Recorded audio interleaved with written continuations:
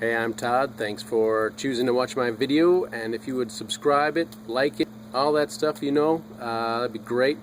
Otherwise, enjoy the video, and I hope it gives you the information you need and is helpful to you. Take care. So I do get a lot of comments with people saying I have saved them a lot of money, and I do get questions, hey, can I send you some money somehow? And now there is a way, if you so choose, called fan funding. You'll find it on the channel page right there. Rear disc brakes, brake pads, and rotor. You're looking at a 2007 Mazda 6. I'm sure it's good for other model years. 5 lug nuts. Take the tire off and turn the lug nuts a turn. Break them loose while the vehicle's on the ground, then go ahead and jack it up. Use safety stands and take the lug nuts off the rest of the way. And take the tire off, and this is what you'll see in your vehicle. Something very similar, if not exactly like it.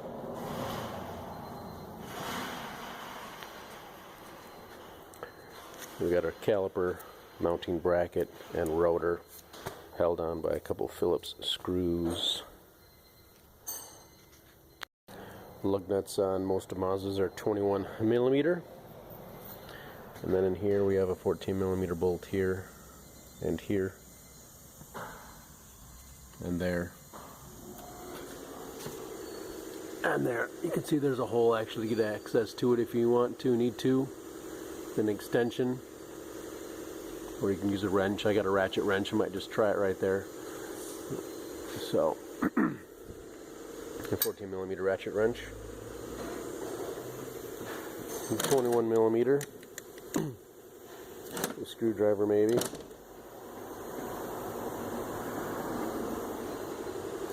So, as always, as I mentioned, left to loosen, right to tighten. So let's go ahead and take these 2 bolts out right here. As I usually say, if you watch my brake videos, if money is super tight, don't know your situation. But if the rotor is smooth, fairly smooth, you don't have much in the way of money.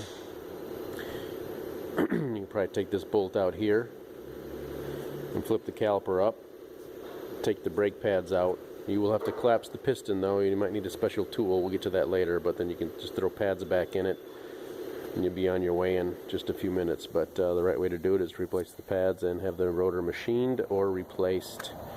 So again, we'll take these 2 bolts out and get this caliper up and off.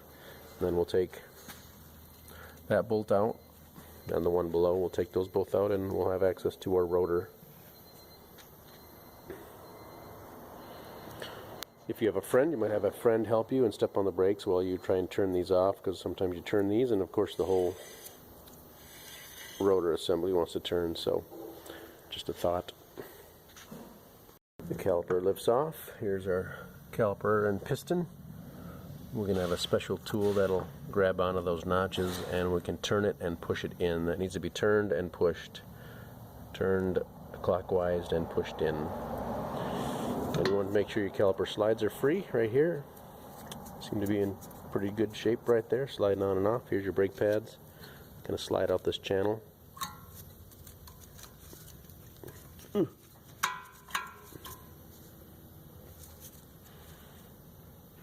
Looks decent on the outside, but the inside's under 2 millimeters. It's a good time to replace it before it hits metal to metal. You just kind of slide out of the channels. Might not be able to do it with one hand, but get a screwdriver in there.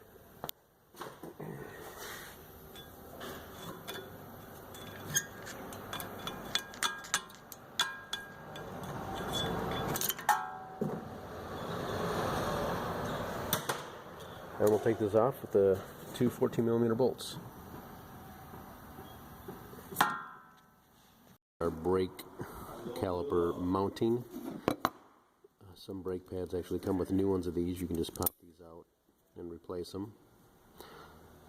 Otherwise, maybe get some emery cloth or some sandpaper or Brillo pad or something.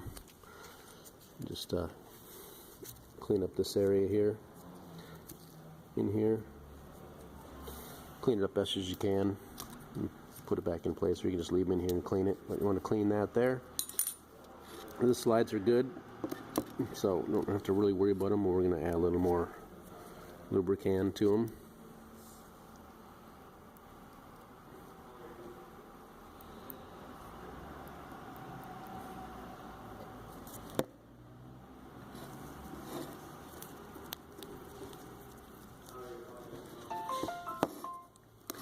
So we'll just do that. That's really it for the calipers mounting part. Again, just clean these up and it's ready to go back on the vehicle after you get your rotor off and have it machined or replaced. 2 Phillips screws here.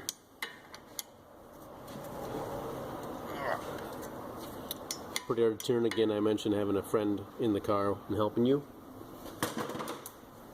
Also, impact driver's handy. It's gonna put it on there. Hit it with a hammer.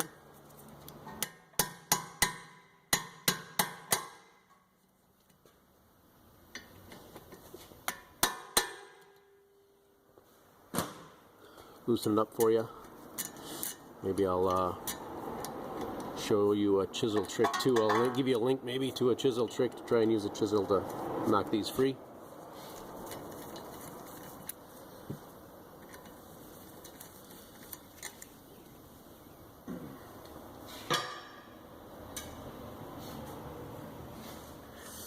Can use some penetrant and spray it on here. A little rust buildup probably cause it to not come off.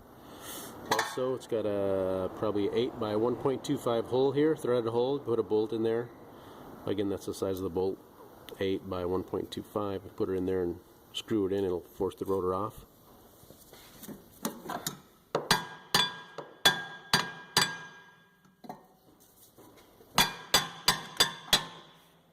We're going to replace it, so I'm just going to knock it off.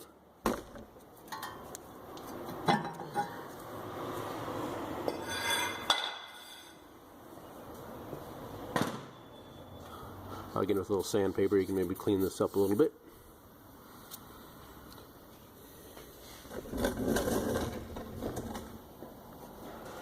Then we've got our caliper we need to collapse.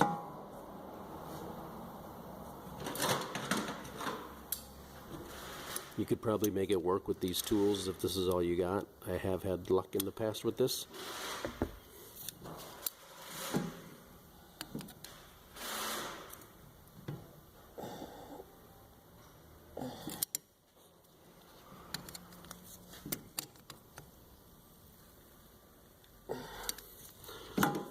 Now, if it's a good caliper, you should be able to turn and twist that in.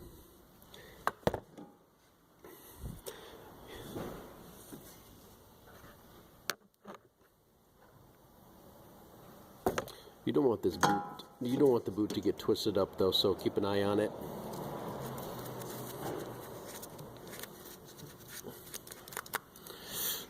Massage it a little bit, and you can pull back the seam maybe a little bit, so it doesn't stick on that, and collapse it.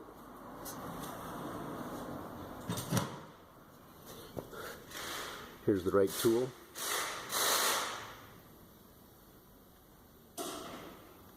Right here. 2 little fingers are going to fit in those grooves there, and we'll just turn it, and it'll collapse it and turn it for us.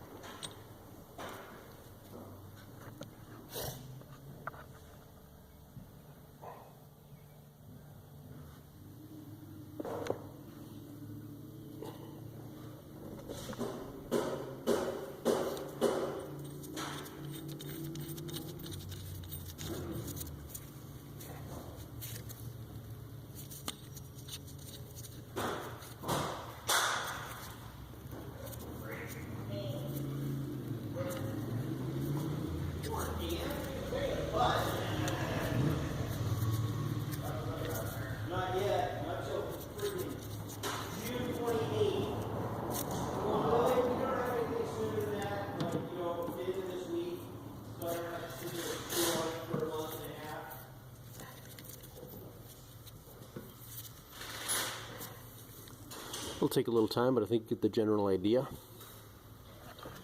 We'll just do that till it basically bottoms out. You do want to try and line up these notches straight through, not cockeyed. I'm not sure it matters on this vehicle, but sometimes oh, there it is. And it's down here though. Let's see, sometimes these brake pads have little notches, and you want these little notch things to fit in the groove of the piston. So be aware of that. Try and line up if there's any notches on your brake pads with these notches here. Alright, we'll collapse that and we'll be ready to put it back together. You'll also find one is different than the other here. It's got some rubber on this one. This is on the bottom on both sides, the rubber tipped caliper slide is on the bottom on both sides.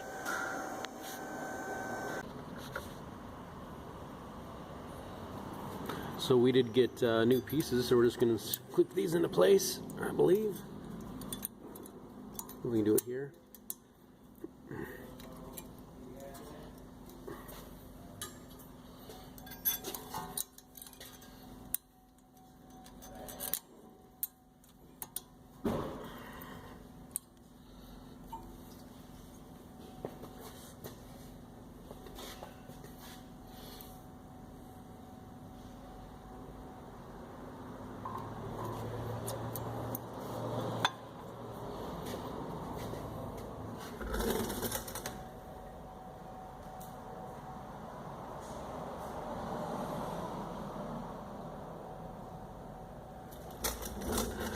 Do the same for the inside.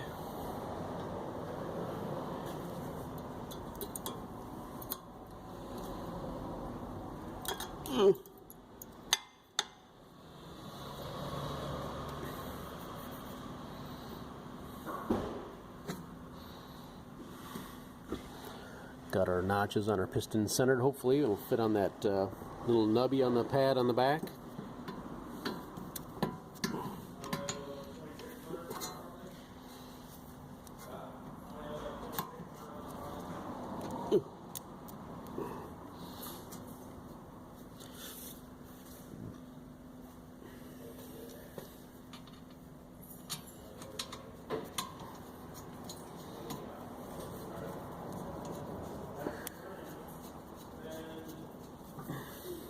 Start all bolts by hand.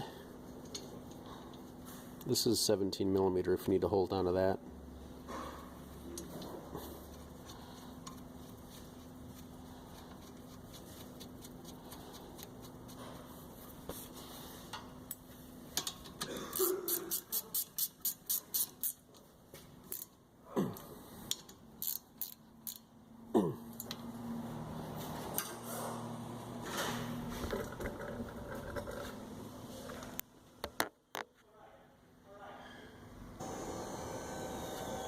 Alright, the 14mm bolts that hold the caliper mount are about 45 foot-pounds.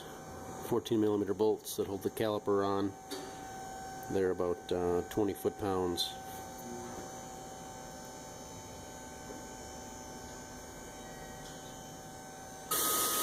And the wheel lug nut torque is about 85 foot-pounds. So got those tight, those are tight. We'll put the wheel on, and then you want to go in the car. Of course, we're doing both sides. And then pump the brake pedal a few times, and we'll check the brake fluid level at the master cylinder. Most every brake master cylinder is over on this side over here. So there's a cap, has some good information on the top of the cap. Twist it and pull it off. It's got a couple notches you see in the cap, 3 notches there to fit on the notches here.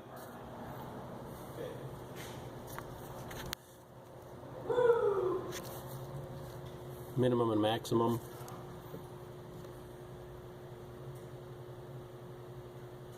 It looks like it's basically at the maximum right now. Gonna shake it and see the fluid level on the side. It's not too bad.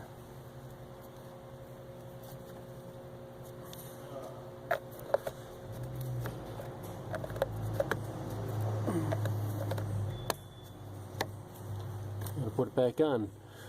Before you do the brake job, if you're gonna collapse the pistons, and it's already full, if you collapse the pistons, it'll push fluid out. So you may be able to take a turkey baster or a clean cotton rag or something. Try to absorb, take some fluid out of there, so when you collapse the pistons it doesn't overflow, because it will. So keep an eye on your fluid level while you're compressing the pistons. Keep it at the right level as necessary. Otherwise, that's it. Again, you pump the brake pedal a few times, check your fluid level.